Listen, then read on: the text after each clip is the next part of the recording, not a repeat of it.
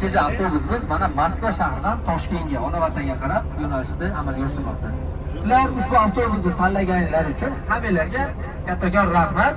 Avtobusimiz uslugalari ma'qul kelgan bo'lsa, xursand bo'lamiz. Agarda kamchiligi bo'lsa, albatta ularni bartaraf qilishga qo'ldan kelgancha harakat qilamiz.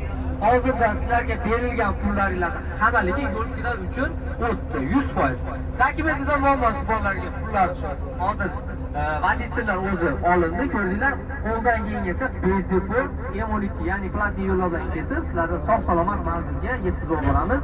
68-70 soat mobaynida metro Olmazor Toshkent xalqaro avtovokzaliga yetkazib boriladi. Hozir Sagarchi tamoyilida отпечатка palsa qo'yildi. Shuni hisobiga birozgina avtobuslar turib qolyapti. Bu uchun oldindan uzr so'rayapman, ham aytib qo'yapman.